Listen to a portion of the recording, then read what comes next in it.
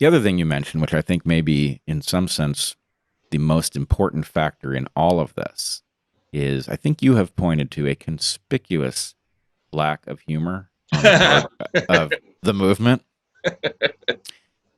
It's Uh, amazing, actually. it's Yeah, amazing. yeah, And it is, I think it is the thing that frightens me most.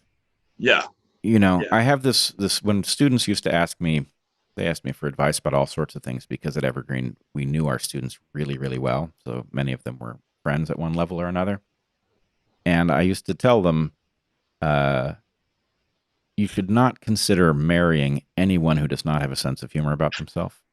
They're just not marriage material, right? Because you're going to need the sense of humor. Everybody's got to have a sense of humor about themselves just to navigate something as complex as marriage. for So, sure. anyway, that's an aside about marriage. But the point is the lack of a sense of humor on the part of this movement tells you something about a kind of rigidity of thinking and I don't know what it is, but it's a very cold, frightening absence.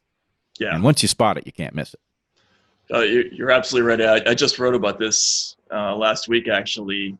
That the '60s liberation movements, um, they had this enormous power uh, to spread because they were incredibly attractive to people, even who were politically resistant to them. The music was great, the comedy was amazing. Like even people who were abject racists, they listened to Richard Pryor's comedy and they couldn't help themselves. They laughed, right? And I think it was because that movement was very much about celebrating the common humanity of people. They were trying to dig down and get to deeper truths about all of us. And even if it was kind of disturbing and unpleasant, like they were going to put it out there, and that was really liberating for everybody. And it was a very attractive message. I think that's what I was trying to do is contrast that with this, which has no art, no music, certainly no comedy. Right? There's no such thing as comedy in this conception. It's actually it's almost definitionally impossible because comedy by its nature is daring and it's iconoclastic in all directions, right? The urge to be funny always ends up dressing down everybody, not just a specific target. It's not just the emperor who has no clothes; it's everybody, right? So when you're trying to have a very didactic politics, comedy just doesn't go well with it. And that's a conspicuous weakness of this movement. I think a lot about. There was a book I read a long time ago. It was a biography of Lenin called "The Bolsheviks" that was written by this historian Adam Ulam, who's a very funny writer uh, himself, but he was obsessed with Lenin, and it shines through in the book that it's almost an admiration. Like he was amazed by the scale of Lenin's humorlessness. And he it was almost like a 700-page ode to a person who was incapable of laughing, right? And that feels a little bit like what we're dealing with a lot of this new ideology. Like you just can't believe that in every direction you look, there's no possibility of like any kind of relief or looseness or anything. It gets tighter and tighter. So it's fascinating, and also it's weird because young people by their nature want to joke and they don't, and I don't know where it leads. Honestly, it's strange. Well, so I have an evolutionary take on this, which is that Okay. um, humor is actually a mechanism whereby we discover what hangs out on the fringes of our consciousness.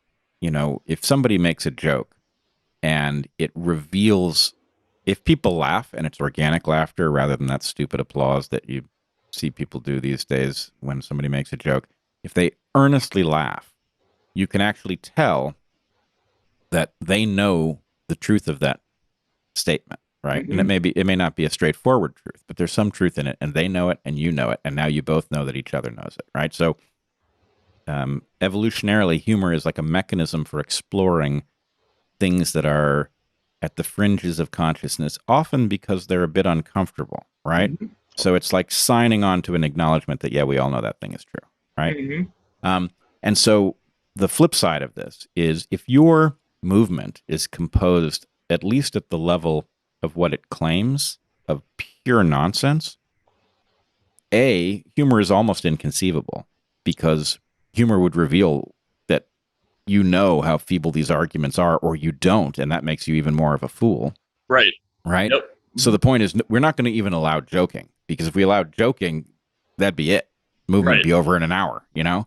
Yeah. Um, so that's the frightening thing is that the humorlessness kind of goes along with a power grab that cannot afford to be candid, cannot afford for anybody to be candid about what they see and know about how it functions and what it's after. Um, Yeah. and You're absolutely right, but that's I think it's a huge weakness though of this thing because people just they just can't go for long without laughing at something, you know.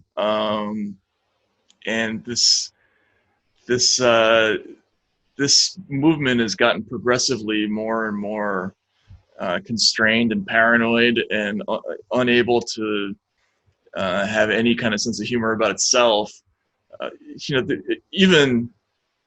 even like commercial humor, like the Saturday Night Live version of humor, um, it was bad enough when basically all the jokes that you saw on television were Putin coming down the chimney or some other thing where there's like a overt leaden political message attached to it. But you don't even really get that anymore. Like there's just not even an attempt.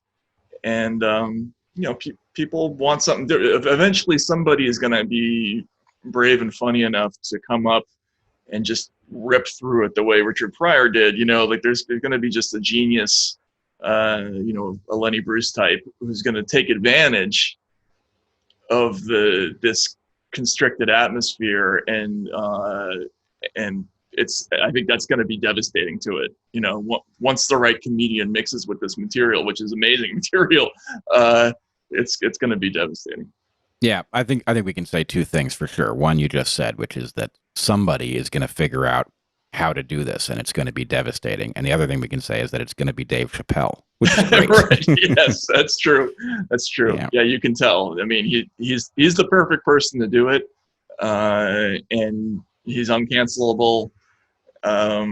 So yeah, I think we await with interest to see how he. But he's going to have to commit to it when he does it too. You know what I mean? It's going to have to yeah. be an ongoing like slugfest. So Uh, yeah. Personally, I'm hoping that his August calendar is clear for that job because I don't know how much longer we can hold out.